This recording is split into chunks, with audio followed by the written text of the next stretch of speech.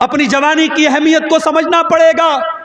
اللہ کی قسم دل دکھتا ہے جب فجر کی نماز میں یہ چند بوڑھے ہمیں مسجد میں نظر آتے ہیں۔ نوجوان کہاں مر گئے؟ میری قوم کے نوجوان کہاں مر گئے؟ وہ رات کو 2-2 بجے تک 3-3 بجے تک واٹس ایپ پر چیٹنگ کرتے رہے، لڑکیوں سے باتیں کرتے رہے، عیاشیاں کرتے رہے، فیس بک کی ریلز دیکھتے رہے، یوٹیوب کے شارٹ دیکھتے رہے، بے حیائی کے مناظر دیکھتے رہے۔ رات کو 3-3 بجے تک ہمارا نوجوان یہ سب دیکھ رہا ہے، اور فجر کی اذان جب ہوتی ہے اور مؤذن کہتا ہے الصلاۃ خیر من النوم، نماز نیند سے بہتر ہے، ہمارا نوجوان بستر پہ سویا رہتا ہے۔ میرے نوجوانوں، یہ اذان کی آواز صرف 70 سال والوں کے لیے نہیں، آپ کے لیے بھی ہے۔ اور میرے رب کی قسم، آپ جب فجر کی نماز میں اٹھ کے جاتے ہیں، شیطان ذلیل ہوتا ہے، شیطان پچھتانے لگتا ہے کہ میں اس نوجوان کو کیسے روک نہیں پایا، اس کو میں فجر کی نماز میں کیسے میں روک نہیں پایا۔ نوجوانوں، اپنے آپ کو نماز کا پابند بنا لو۔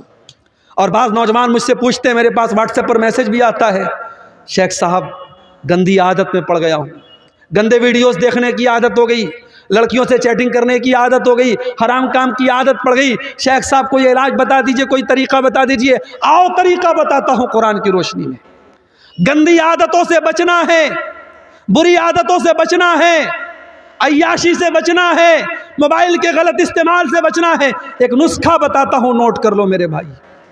قرآن میں اللہ فرماتا ہے فَخَلَفَ مِن بَعْدِهِمْ خَلْفٌ أَضَاعُوا الصَّلَاةَ وَاتَّبَعُوا الشَّهَوَاتِ فَسَوْفَ يَلْقَوْنَ غَيًّا۔ اللہ قرآن کے 16ویں پارے میں فرما رہا ہے کہ جو لوگ نماز نہیں پڑھتے ہیں، جو لوگ نماز کی پابندی نہیں کرتے ہیں، وہی لوگ خواہشات کی پیروی کرتے ہیں، وہی لوگ شہوتوں کی پیروی کرتے ہیں، اور وہی لوگ جہنم میں جائیں گے۔ اس کا الٹا یہ مطلب نکلا کہ جو نماز کی پابندی کرے گا، جو 5 ٹائم کی نماز ہر حال میں پڑھے گا، وہ خواہشات کی پابندی سے بچے گا، وہ غلط شہوتوں سے بچے گا، وہ عورت کے فتنے سے بچے گا۔ وہ جس کو یہ رات میں فکر ہوگی مجھے صبح فجر کی نماز جماعت کے ساتھ پڑھنی ہے، وہ رات میں کوئی گندا کام کرنے کے پہلے 1000 بار سوچے گا، وہ موبائل پر کوئی گندی چیز دیکھنے کے پہلے 1000 بار سوچے گا کہ یار میں نمازی آدمی ہوں، یہ چیز مجھے سوٹ نہیں کرتی ہے، وہ بند کر دے گا، وہ نہیں دیکھے گا۔ اگر بچنا چاہتے ہو نماز کی پابندی کرو، اور یہی بات اللہ قرآن کے 21ویں پارے میں کہتا ہے اتل ما اوحی الیک من الکتاب واقم الصلاۃ ان الصلاۃ تنہی عن الفحشاء والمنکر۔ اے نبی، قرآن کی تلاوت کرو اور نماز کی پابندی کرو، نماز بے حیائی اور برائی سے روکتی ہے۔ یہ 2 کام کر لو، قرآن کی تلاوت پابندی سے کرو اور نماز پابندی سے پڑھو، پھر دیکھو بے حیائی سے بچتے ہو کہ نہیں بچتے ہو، برائی سے بچتے ہو کہ نہیں بچتے ہو۔ میرے بھائیوں، نماز کی پابندی کرو، اور نماز کوئی معمولی چیز نہیں ہے، ٹینشن کو دور کرنے والی چیز نماز ہے۔ میں مانتا ہوں اس وقت حالات بڑے بے چین کر دینے والے ہیں، میڈیا میں آنے والی خبریں، یو پی کی خبروں سے بہار والے پریشان، بہار کی خبروں سے یو پی والے پریشان، تمل ناڈو کی خبروں سے نارتھ انڈیا کا مسلمان پریشان۔ یہ میڈیا آج ہم کو پریشان کر رہا ہے، ڈسٹرب کر رہا ہے۔ آج اس ماحول میں نماز ہماری بہت بڑی ضرورت بھی ہے میرے بھائی۔ نماز پڑھو اور قنوت نازلہ کا اہتمام کرو۔ میرے نبی دشمنوں پر بددعا کرنے کے لیے قنوت نازلہ پڑھتے تھے، آج قنوت نازلہ پڑھو اور نماز کی پابندی کرو۔ اللہ قرآن میں کہتا ہے وَاسْتَعِینُوا بِالصَّبْرِ وَالصَّلَاةِ، صبر اور نماز کے ذریعے اللہ کی مدد طلب کرو۔ میرے بھائی، میرے نبی جب ٹینشن میں ہوتے تھے، پریشانی میں ہوتے تھے، حضرت حذیفہ رضی اللہ تعالیٰ عنہ کہتے ہیں اللہ کے نبی نماز کے لیے کھڑے ہو جاتے تھے۔ آج ہمیں نماز کی اہمیت پر بھی توجہ دینے کی ضرورت ہے میرے بھائی۔ اور آخری چیز، ہماری مائیں بہنیں اس امت کی بڑی قیمتی متاع ہیں۔ اس امت کی مائیں بہنیں، اس امت کی عورتیں اس امت کی بہت قیمتی دولت ہیں۔ کیوں؟ کیونکہ یہ کسی کی ماں بنتی ہیں، کسی کی بیوی بنتی ہیں، کسی کی بیٹی ہوتی ہے، کسی کی بہن ہوتی ہے۔ ایک عورت کے کئی روپ ہوتے ہیں، اور اسلام نے عورت کے ہر روپ کی بڑی عزت کی ہے۔ اسلام میں عورت کو پوجا تو نہیں گیا، عورت کی عبادت تو نہیں کی گئی۔ اسلام میں عبادت صرف اللہ کی ہے، مگر عورت اگر ماں ہے تو اسلام نے کہا اس کی عزت کرو، اس کے قدموں کے نیچے تمہاری جنت ہے۔ عورت اگر بیوی ہے، قرآن کہتا ہے وَمِنْ آیَاتِهِ أَنْ خَلَقَ لَكُم مِّنْ أَنفُسِكُمْ أَزْوَاجًا لِتَسْكُنُوا إِلَيْهَا، بیوی تمہیں سکون پہنچاتی ہے، تمہارے گھر کو شانتی دیتی ہے، تمہارے بچوں کو پالتی ہے، تمہارے دل کو سکون پہنچاتی ہے۔ یہی بیوی بیٹی، یہی عورت بیٹی ہے تو اللہ کے نبی فرماتے ہیں من ابتلی من هذه البنات شیئا کن له سترا من النار، جس کو اللہ بیٹی دے کر کے آزماتا ہے اور اس امتحان میں وہ کھرا اترتا ہے، بیٹی اپنے ماں باپ کو جہنم کی آگ سے بچاتی ہے۔ یہی عورت جب بہن بنتی ہے، اللہ کے نبی فرماتے ہیں جس کی 3 بہنیں ہوں اور ان بہنوں کی صحیح دیکھ بھال کرے، صحیح پرورش کرے، صحیح جگہ شادی کر دے، کن لہو سترا من النار، وہ بیٹیاں اپنے بھائیوں، وہ بہنیں اپنے بھائیوں کے لیے نجات کا ذریعہ بن جاتی ہے۔ میرے بھائیوں، عورت کا ہر روپ اسلام کی نظر میں بڑا قیمتی ہے، مگر آج ہماری ماں بہنوں کو بھی سوچنا پڑے گا کہ آج وہ کہاں کھڑی ہے۔ آج جب ہم اللہ کی قسم انسٹاگرام پر اور فیس بک پر اور واٹس ایپ پر جب کسی مسلمان عورت کو بے حیائی میں کے کام میں دیکھتے ہیں تو ہمیں ڈبل تکلیف ہوتی ہے۔ بے حیائی کا کام کوئی بھی عورت کرے یہ تکلیف کی بات ہے، مگر مسلمان عورت کرے تو یہ ڈبل تکلیف کی بات ہے، کہ ہماری قوم کی لڑکی، ہماری قوم کی بہن ہے۔ ابھی بھاگلپور میں اترا، ایک غیر مسلم، دیکھنے میں بظاہر ایک غیر مسلم لڑکا تھا، دیکھا اس کے ساتھ ایک عورت بالکل چپک کر کے بیٹھی ہے، باتیں کر رہی ہے۔ کچھ دیر کے بعد موبائل پر فون آیا میرے سامنے، اس نے سامنے والے سے بات کر کے السلام علیکم کہا۔ کپڑے سے نہیں لگا مسلمان ہے، اس کے چہرے پر جو اسکارف بنا ہوا تھا اس سے نہیں لگا مسلمان ہے، لیکن جب فون پر اس نے السلام علیکم کہا مجھے پتہ لگ گیا مسلمان ہے۔ مجھے بڑی تکلیف ہوئی کہ یہ مسلمان لڑکی کسی غیر مسلم لڑکے کے ساتھ اس طریقے سے آٹو پہ ٹوٹو پہ بیٹھ کے کیا کر رہی ہے۔ یہ حالات آج ہماری قوم کے ہیں۔ میری ماں اور بہنوں، آج آپ کو اپنی ذمہ داری کو سمجھنا پڑے گا۔ آج آپ کو بے حیائی اور بے غیرتی کے اس طوفان کا مقابلہ کرنا ہے، اس کا شکار نہیں بننا ہے۔ عورت بڑی قیمتی چیز بھی ہے اور شیطان کا بہت بڑا ہتھیار بھی ہے۔ اللہ کے نبی فرماتے ہیں الدنیا کلھا متاع وخیر متاع الدنیا المرأۃ الصالحہ، دنیا کی سب سے قیمتی دولت نیک عورت ہے۔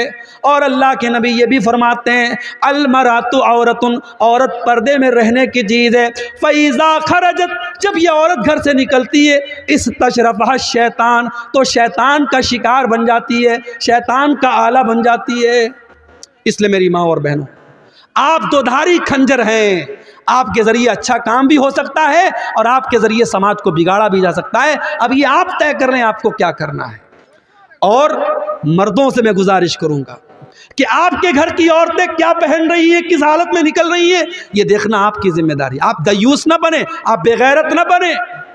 جس بھائی کی بہن بے پردہ نکلے، جس باپ کی بیٹی بے پردہ نکلے، جس شوہر کی بیوی بے پردہ نکلے، وہ دیوس ہے، وہ بے غیرت ہے۔ اور میرے نبی نے فرمایا 3 لوگ قیامت کے دن ایسے ہوں گے اللہ تعالیٰ ان کی طرف دیکھے گا بھی نہیں۔ ان 3 لوگوں میں ایک وہ انسان بھی ہوگا الدیوس الذی یقر فی اہلہ الخبث، وہ بے غیرت آدمی جس کے گھر میں بے غیرتی کا کام ہو رہا ہو اور اس کو کوئی فرق نہ پڑ رہا ہو۔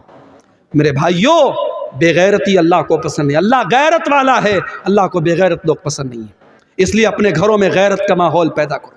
اپنے گھر میں یہ بتاؤ، فرق بتاؤ اپنی جوان بیٹیوں کو، یہ خالہ کا لڑکا ہے، یہ ماموں کا لڑکا ہے، یہ چاچا کا لڑکا ہے، یہ غیر محرم ہے، کسی کو الاؤ مت کرو۔ واٹس ایپ پر کسی کا سلام آیا، اپنی بہنوں سے کہنا چاہتا ہوں خبردار کسی اجنبی کو لفٹ مت کراؤ۔ وہ پہلے بھائی بن کر کے بات کرے گا، پھر دوست بن جائے گا، پھر بوائے فرینڈ بن جائے گا، پھر ملنے کی بات کرے گا، پھر تمہاری خوبصورتی کی تعریف کرے گا۔ وہ کس طریقے سے پٹی پڑھائے گا تم نہیں سمجھ سکتی۔ اس لیے خبردار، ہوشیار، یہ فیس بک، یہ واٹس ایپ، یہ چیٹنگ کے جتنے راستے ہیں یہ زناکاری اور بدکاری کی طرف لے کے جاتے ہیں۔ مسلمان لڑکی اگر موبائل استعمال کرتی ہے بہت ہوشیار رہے، کسی کو اپنے پرسنل ان باکس میں آنے کی اجازت نہیں۔ کوئی نئے نمبر سے کوئی بھی اجنبی آپ کو میسج کرنے کی کوشش کرے، ترنت بلاک کا آپشن کرو، بلاک کر دو اس کو۔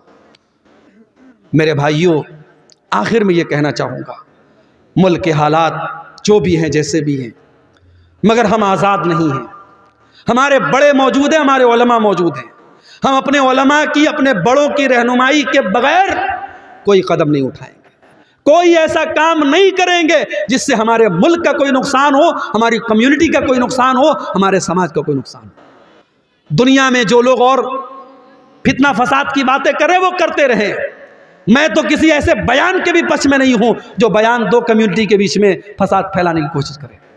ہم امن اور شانتی کے پرتیک ہیں اور رہیں گے، لیکن ہاں ہم بزدل بھی نہ بنے، ہم کمزور بھی نہ بنے۔ اگر واقعی میں کوئی ہم پر ظلم کر رہا ہے تو ظلم کو سہن نہیں کرنا چاہیے، ظلم کو برداشت نہیں کرنا چاہیے، ظلم کا مقابلہ کرنا چاہیے۔ اور اگر اپنی جان اور اپنی عزت اور اپنی آبرو کی حفاظت کرنے میں کوئی مر بھی جائے تو میرے نبی نے فرمایا من قتل دون عرضہ و مالہ فہو شہید، اپنے مال کی حفاظت کرنے میں، اپنی آبرو کو بچانے کے لیے کوئی مر جائے، کوئی قتل ہو جائے تو وہ اللہ کی راہ میں شہید ہوتا ہے۔ میرے بھائیوں، اپنی عزت کی بات آ جائے تو ٹیپو سلطان کا وہ جملہ یاد رکھنا کہ شیر کی ایک دن کی زندگی گیدڑ کی 100 سال کی زندگی سے بہتر ہوتی ہے۔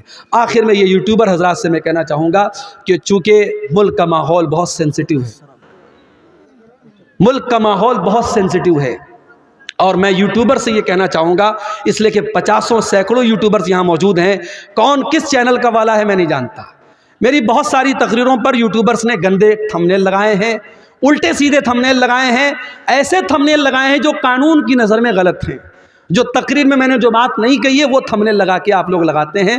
آج کی تقریر میں ایسا کچھ نظر نہیں آنا چاہیے، میں نے آپ کو وضاحت کر دی ہے، آج کی تقریر میں ایسا کچھ اگر نظر آیا تو میں آپ کے خلاف ایکشن لوں گا۔ ابھی ہمارے بھائی نے ایک بات کہی کہ شراب کے اوپر بھی تھوڑا سا بول دیجیے۔ آپ جانتے ہیں بہار میں حکومت کی طرف سے شراب بند ہے، گجرات میں بہت پہلے سے شراب بند ہے، مگر یہ عجیب مسئلہ ہے، جہاں شراب بند ہے ڈاٹا بتاتا ہے گجرات میں شراب ایک زمانے سے بند ہے، لیکن سب سے زیادہ شراب گجرات میں پی جاتی ہے۔ بہار میں شراب بند ہے مگر شرابیوں نے بتایا، شرابیوں سے پوچھو تو بتائیں گے کہ شراب پہلے سے زیادہ اویلیبل ہو جاتی ہے شراب پینے والوں۔ تو دیکھو قانون کے ڈنڈے سے شراب نہیں رک رہی ہے، قانون کے ڈنڈے سے شراب نہیں رک رہی، کس سے روکے گی؟ ایمان کی طاقت سے روکے گی۔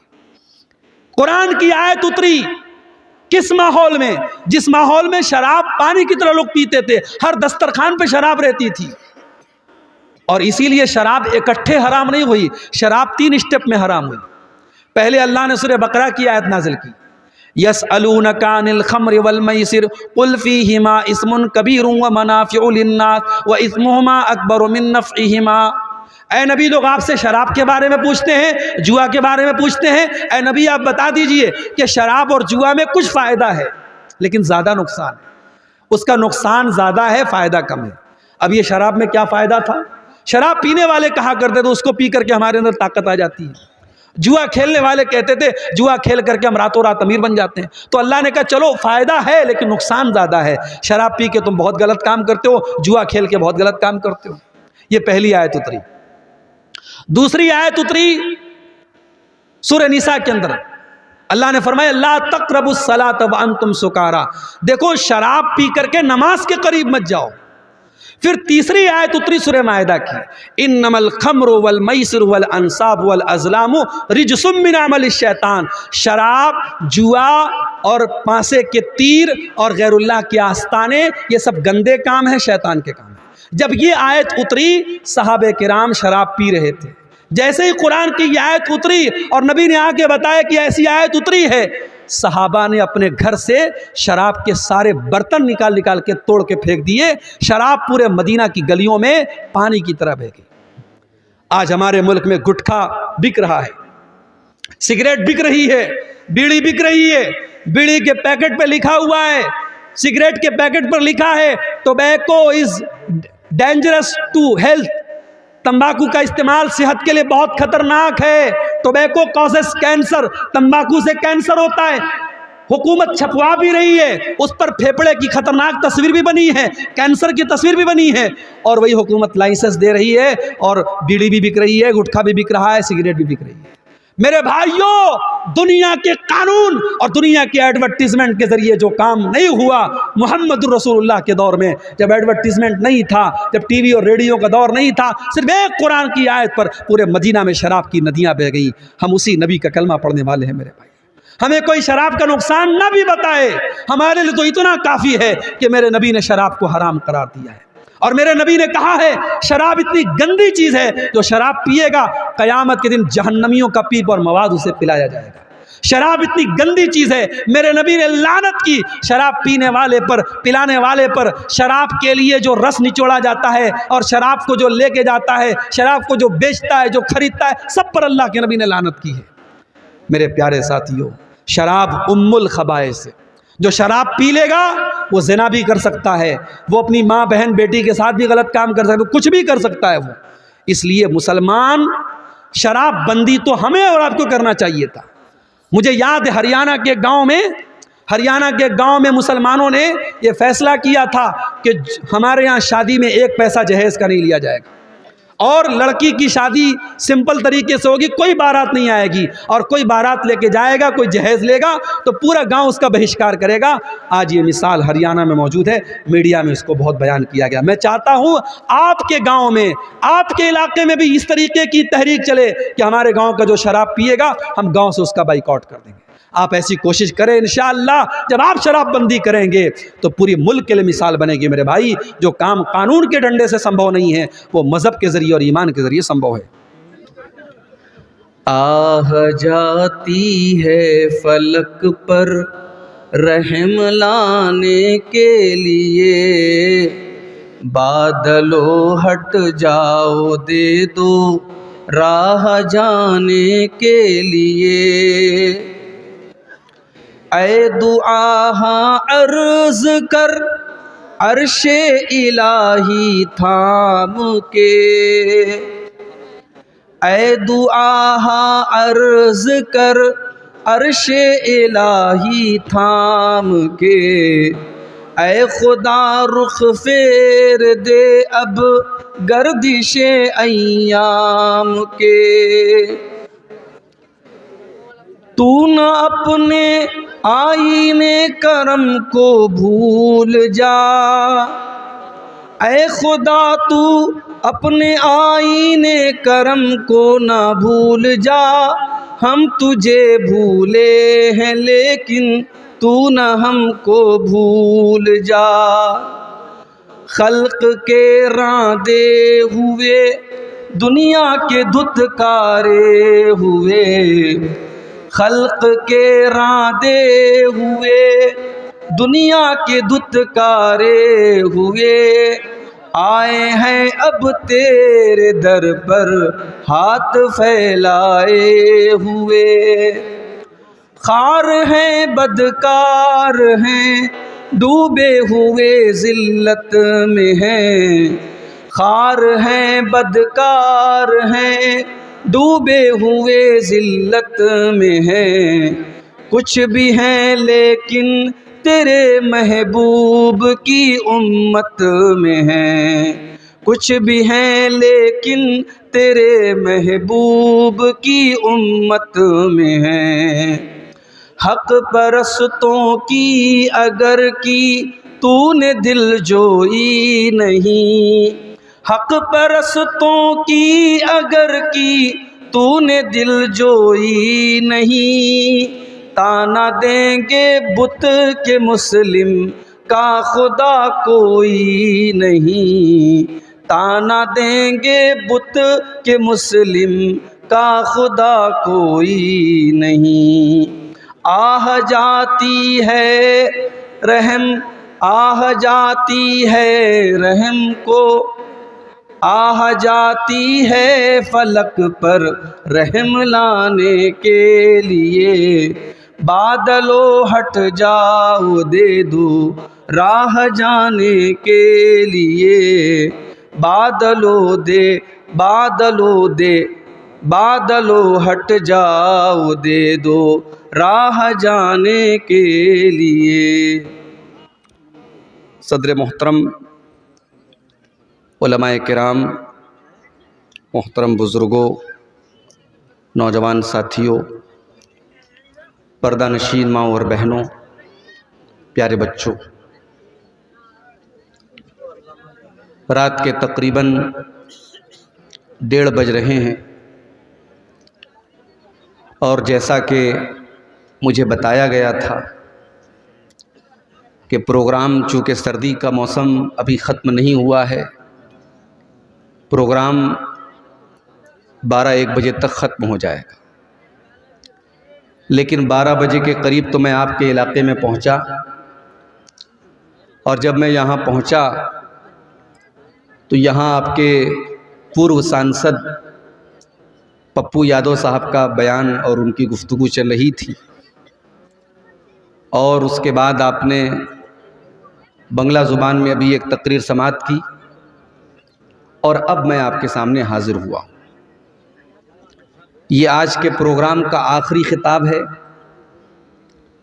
اور سردی کے باوجود، ٹھنڈی ٹھنڈی ہواؤں کے باوجود جو بھائی بہن ماں ابھی تک اس پنڈال کے نیچے موجود ہیں، میں ان سب کے جذبے کی داد دیتا ہوں، ان کی ہمت کو سلام کرتا ہوں، اور ان سب کے حق میں یہ دعا کرتا ہوں کہ اللہ تعالیٰ آپ کا، ہم سب کا اس جلسے میں آنا، تقریروں کو سننا، قرآن و حدیث کی باتوں کو سننا سنانا، اللہ تعالیٰ اس کو قیامت کے دن ہماری نیکیوں میں لکھ دے۔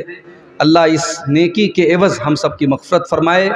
اور آج کا یہ پروگرام جس مقصد کے لیے ہوا ہے، جس ادارے کے تعاون کے لیے آج کا یہ ادارہ ہی ہے نا مصدر صاحب، ادارے کے تعاون کے لیے یہ پروگرام ہو رہا ہے، اللہ تعالیٰ اس ادارے کا ہم سب کو آگے بڑھ کر کے اپنی حیثیت کے مطابق ہم سب کو بڑھ چڑھ کر کے اس ادارے کا تعاون کرنے کی بھی توفیق دے۔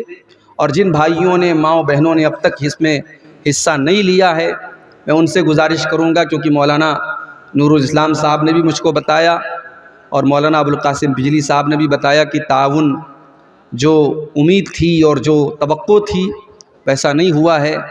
میں آپ سب سے گزارش کرتا ہوں، سیمانچل کا یہ پروگرام جو اور جلسے ہوتے ہیں انہی جلسوں کی طرح اس جلسے کا مقصد بھی ادارے کی ترقی اور ادارے کا تعاون ہے۔ آپ اس مقصد کو نہ بھولیں، اور یہاں آئے ہیں تو ضرور اس ادارے کا بڑھ چڑھ کر کے اس کا تعاون کریں، اس میں دان دیں، چندہ دیں۔ اللہ تعالیٰ آپ سب کو اس کی توفیق عطا فرمائے۔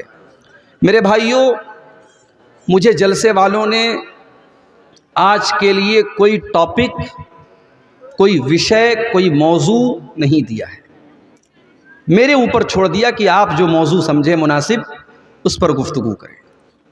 اور مجھے اس وقت جو سب سے اہم ٹاپک اور سب سے اہم عنوان جس پر اس وقت ہم سب کو غور کرنے کی ضرورت ہے، ملک کے حالات کو سامنے رکھ کر کے اگر کوئی موضوع ہمیں سمجھ میں آتا ہے تو وہ یہ ہے کہ اللہ کی مدد کب آئے۔ ہم اور آپ دیکھ رہے ہیں کہ ہماری مساجد کا معاملہ کہاں تک پہنچ چکا ہے۔ اب صرف 3 مسجدوں کی بات نہیں رہ گئی، اب اسلام دشمن طاقتوں کی نگاہیں اس ملک کی ہزاروں مسجدوں کی طرف ہے، اور انہیں ایک بہت اچھی نظیر مل چکی ہے، ایک بہت اچھی مثال مل چکی ہے۔ ان کی ہمت اور حوصلے بہت بلند ہیں، اور آنے والا وقت ہمارے لیے بڑا چیلنجنگ ہے میرے بھائی۔ پھر ہم یہ بھی دیکھ رہے ہیں کہ آج ملک میں 2 طریقے کے قانون چل رہے ہیں۔ ایک جرم ایک کمیونٹی کا انسان کرتا ہے، اس کے اوپر بہت ہلکا کیس ہوتا ہے، پولیس اور پرشاسن اس کو لے کر کے بہت زیادہ ٹائٹ نہیں ہوتا۔ وہی جرم اور وہی کام اگر دوسری کمیونٹی کا کوئی انسان کرتا ہے، اور میں کھل کے کہوں اگر وہی کام مسلمان اگر کرتا ہے تو بہت بڑا اپرادھ بن جاتا ہے۔ اور اب تو حالات یہ ہیں کہ شاید دنیا کی تاریخ میں کبھی ایسا انصاف نہیں دیکھا گیا ہوگا کہ جرم کوئی کرے اور اس کی سزا اس کے پورے گھر والوں کو دے دی جائے، اس کے چھوٹے چھوٹے بچوں کو بے گھر کر دیا جائے، اس کے گھر کی عورتوں کو بے گھر کر دیا جائے۔ جس گھر اور مکان کو بنانے میں انسان کا خون پسینہ صرف ہوتا ہے، انسان کی گاڑی کمائی خرچ ہوتی ہے، پل بھر میں اس گھر کو میرے بھائیوں ویران کر دیا جاتا ہے اور چٹیل میدان کر دیا جاتا ہے۔ انصاف کا یہ نمونہ اس وقت اپنے ملک میں ہم دیکھ رہے ہیں۔ یہ ملک میرے بھائیوں ہمارا ہے، اور کسی شاعر نے بڑی سچی بات کہی تھی، ہم خون کی قسطیں تو کئی دے چکے، لیکن اے عرض وطن قرض تیرا اب بھی ادا نہیں ہوتا۔ اے عرض وطن، اب بھی تیرا قرض ادا نہیں ہو رہا ہے، ہم خون کی بہت ساری قسطیں تیرے اوپر نچھاور کر چکے ہیں، بہت سارے ہمارے، کوئی بریگیڈیئر عثمان تھا، کوئی کیپٹن عبدالحمید تھا، اور کوئی ہمارا، کتنے ہمارے مسلمانوں کے نوجوان سرحدوں پر جنہوں نے اپنی جانیں گنوا دی اس ملک کی حفاظت کے لیے، اور آج اس ملک میں اس مسلمان سے یہ کہا جائے کہ یہ ملک تیرا نہیں ہے، اس ملک میں تیرا کوئی کام نہیں ہے، تو اذان نہیں دے سکتا، تو نماز نہیں پڑھ سکتا، تو اپنے دین اور ایمان پر قائم نہیں رہ سکتا، یہ سوال آج اس مسلمان سے کیا جا رہا ہے۔ میرے بھائیوں، بڑی نازک گھڑی ہے، ذرا تاریخ کے پنے الٹو، 1400 سال پہلے چلو، ابھی محمد الرسول اللہ عرب کی دھرتی پر نہیں آئے ہیں، ابھی اللہ کے آخری نبی دنیا میں ان کا جنم نہیں ہوا ہے، آپ کے جنم سے 40 یا 50 دن پہلے کا واقعہ ہے۔ یمن کا ایک بادشاہ ہے، اس کا نام ابرہہ ہے، اس کو معلوم ہوا کہ عرب کی دھرتی پر خانہ کعبہ نام کی ایک بلڈنگ ہے، ایک عمارت ہے، اور اس خانہ کعبہ کا طواف لوگ کرتے ہیں، لوگ حج کرتے ہیں، لوگ عمرہ کرتے ہیں۔ اس نے اپنے یمن کی راجدھانی صنعاء کے اندر ایک بہت بڑا اس نے عمارت بنوائی، اسٹرکچر بنوایا، اور حکم دیا کہ آج کے بعد یمن کے لوگ، ان کو حج کرنا ہوگا، ان کو عمرہ کرنا ہوگا، وہ خانہ کعبہ نہیں جائیں گے، وہ مکہ نہیں جائیں گے، وہ میرے اس بنائے ہوئے گھر کا طواف کریں گے، اور یہاں آ کر کے وہ اپنی عبادت کریں گے۔ وہ ابرہہ عیسائی تھا، کرسچن تھا، لیکن خانہ کعبہ کا احترام ان مشرکوں کے دل میں بھی تھا، وہ مشرک تھے، وہ بتوں کے پجاری تھے، مگر خانہ کعبہ کے بارے میں ان کا یہ عقیدہ تھا کہ اللہ کی عبادت کا پہلا گھر ہے، یہ ابراہیم علیہ السلام نے اس گھر کو بنایا ہے، اور ابراہیم علیہ السلام سے پہلے بھی یہ گھر موجود تھا، یہ دھرتی پر اللہ کی عبادت کا پہلا گھر ہے۔ لوگوں نے ابرہہ کے بنائے ہوئے اس نقلی کعبہ کا طواف کرنا تو بڑی دور کی بات ہے، اور اس کی زیارت کرنا تو بڑی دور کی بات ہے، لوگوں نے اتنی انسلٹ کی کہ اس عمارت کے اندر جا کر کے انہوں نے پاخانہ کر دیا، پیشاب کر دیا، گندگی کر دی۔ ابرہہ کو طیش آیا، غصہ آیا، اس نے یہ نہیں پتا کروایا اس میرے بنائے ہوئے اسٹرکچر میں کس نے پاخانہ کیا، کس نے پیشاب کیا، کس نے گندگی کی۔ اس نے کہا کہ اب میں خانہ کعبہ کو ہی مٹا ڈالوں گا، نہ رہے گا بانس نہ بجے گی بانسری۔ اس نے بہت بڑا لشکر تیار کیا، اور شاید دنیا کے اتہاس کا اور دنیا کی تاریخ کا یہ پہلا لشکر تھا جس لشکر میں ہاتھیوں کو استعمال کیا گیا۔ ابرہہ خود بہت بڑے ہاتھی پر سوار ہو کے آیا تھا، اور دنیا کی نظروں نے دیکھا کہ یمن کا یہ بادشاہ اپنے ہاتھیوں کے ساتھ خانہ کعبہ پر حملہ کرنے کے لیے یمن سے نکلا ہے، اور جب مکہ کی سرحدوں میں داخل ہوا، اس کے سپاہیوں نے کچھ اونٹوں کو پکڑ لیا، کچھ اونٹ تھے وہاں پر، ان اونٹوں کو پکڑ لیا اور ان اونٹوں کو اپنا بنا لیا۔ وہ اونٹ کس کے تھے؟ وہ اللہ کے رسول کے دادا عبد المطلب کے اونٹ تھے۔ عبد المطلب کو پتا چلا ابرہہ کے سپاہیوں نے میرے اونٹوں کو پکڑ لیا ہے۔ عبد المطلب آتے ہیں اور ابرہہ سے کہتے ہیں، ابرہہ میرے اونٹ مجھے واپس کر دو۔ ابرہہ کو معلوم تھا عبد المطلب خانہ کعبہ کے متولی ہیں، خانہ کعبہ کی چابی ان کے پاس رہتی ہے۔ اے عبد المطلب، میں تو تمہیں بہت نیک انسان، بہت اچھا انسان سمجھتا تھا، تم تو بہت میرے معیار سے بہت کمتر نکلے۔ اے عبد المطلب، تمہیں معلوم ہے میں یمن سے چل کر کے تمہارے خانہ کعبہ کو گرانے آیا ہوں، جس خانہ کعبہ کو تم اللہ کا گھر مانتے ہو، جس خانہ کعبہ کا تم اتنا احترام کرتے ہو کہ تم اس کا طواف کرتے ہو اور حج اور عمرہ کرتے ہو۔ اے عبد المطلب، اس خانہ کعبہ کی تم کو کوئی چنتا نہیں ہے، اور تم اپنے اونٹوں کو میرے پاس لینے کے لیے آئے ہو، اس کا مطلب یہ ہوا کہ تمہیں اپنے اونٹوں سے زیادہ پیار ہے، تمہیں خانہ کعبہ سے کوئی پیار نہیں ہے۔ اب ذرا جواب سننا عبد المطلب کا۔ عبد المطلب مسلمان نہیں تھے، اسی اپنے خاندان کے مذہب پر تھے، اپنے باپ دادا کے مذہب پر تھے، بت پرستی والے مذہب پر تھے، اسلام پر نہیں تھے وہ، لیکن انہوں نے جو جواب دیا ہے وہ جواب بڑا معقول جواب تھا۔ کہا کہ اے ابرہہ، میں اونٹوں کا مالک ہوں، اونٹوں کی حفاظت میرے ذمے تھی، اس لیے میں اپنے اونٹ لینے آیا ہوں۔ جہاں تک خانہ کعبہ کی بات ہے، ان لہو ربن یحمیہ، اس خانہ کعبہ کا ایک پروردگار ہے، ایک رب ہے، وہ اپنے گھر کی حفاظت کرنا جانتا ہے، مجھے اس کی چنتا کرنے کی ضرورت نہیں۔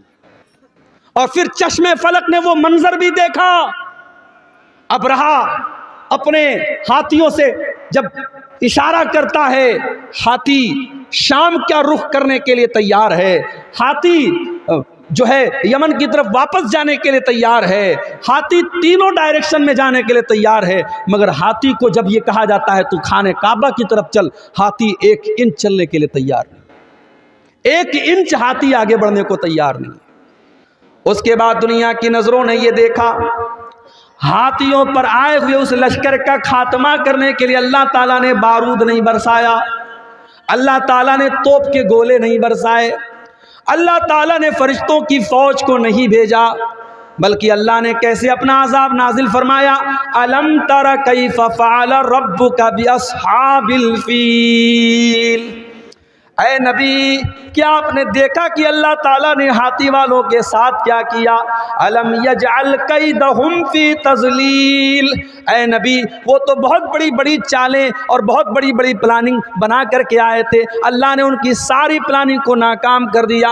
وَأَرْسَلَ عَلَيْهِمْ طَيْرًا أَبَابِيلَ، اور اللہ تعالیٰ نے ان کے اوپر چڑیوں کا جھنڈ بھیج دیا، چھوٹی چھوٹی چڑیاں ان کے اوپر بھیج دی، تَرْمِيهِمْ بِحِجَارَةٍ، جو اپنے چونچ میں اور اپنے پنجوں میں چھوٹی چھوٹی چنے کے برابر کی کنکریاں ان کے اوپر گراتی چلی جاتی تھی، اور وہ چھوٹی چھوٹی کنکریاں ایٹم بم بن کر کے ان کے اوپر برستی چلی جاتی تھی، جس کے اوپر وہ پتھر گرتا تھا، وہ کنکری گرتی تھی، وہ وہیں پر مر کر کے ختم ہو جاتا تھا۔ فَجَعَلَهُمْ كَعَصْفٍ مَّأْكُولٍ، اللہ تعالیٰ کے حکم سے وہ اتنے بدبختی کے ساتھ ان کا خاتمہ ہوا، كَعَصْفٍ مَّأْكُولٍ، جیسے کھایا ہوا چارہ ہو، جیسے گائے اور بکری کو آپ نے دیکھا ہوگا جب وہ چارہ کو کھا لیتا ہے اور کبھی کبھی اس کے منہ سے وہ بچا ہوا چارہ نکلتا ہے، اس چارے کی طرح ان کی ڈیڈ باڈی پڑی تھی، ان کی سڑی ہوئی لاشیں پڑی تھی، ان کی ٹوٹی پھوٹی لاشیں پڑی تھی۔ اللہ کو اپنے گھر کو بچانا تھا تو اس نے پرندوں کو بھیجا تھا، چھوٹی چھوٹی چڑیوں کو بھیجا تھا۔ میرے بھائیوں، آج کیوں نہیں آ رہا ہے پرندوں کا لشکر؟ آج کیوں نہیں آ رہی اللہ کی مدد؟ کیا یہ سوال ہمارے اور آپ کے دماغ میں نہیں پیدا ہوتا؟ بالکل پیدا ہوتا ہے۔ اور جو نظم میں نے پڑھی ابھی آپ کے سامنے خطبے کے بعد، اس نظم کے آخری شعر میں بھی یہی شکوہ کیا ہے شورش کاشمیری نے۔ حق پرستوں کی اگر کی تو نے دل جوئی نہیں، تانا دیں گے بت کے مسلم کا خدا کوئی نہیں۔ اے اللہ، کیا یہ دور بھی دیکھنا تھا کہ لا الہ الا اللہ اور اللہ اکبر کی صداؤں کے اوپر آج شرک اور کفر کی صدائیں بھاری پڑتی ہوئی نظر آ رہی ہیں؟ اے اللہ، آج تیرے گھر کے اوپر، تیری مسجد کے اوپر، تیری عبادت خانے کے اوپر اے اللہ آج شرک کے اڈے بنائے جا رہے ہیں، اے اللہ بت خانے بنائے جا رہے ہیں۔ اے اللہ، کیا یہ دن بھی دیکھنا تھا حق پرستوں کی؟ اے اللہ، اگر تو نے مدد نہ کی، کل دنیا کہے گی مسلمانوں تمہارا خدا کہاں چلا گیا؟ یہ شاعر نے بڑا سچا شکوہ کیا ہے۔ میرے بھائیوں، ہمیں تو شکوہ ہے اپنے پروردگار سے، مگر ہمارے رب کا بھی ہم سے ایک شکوہ ہے۔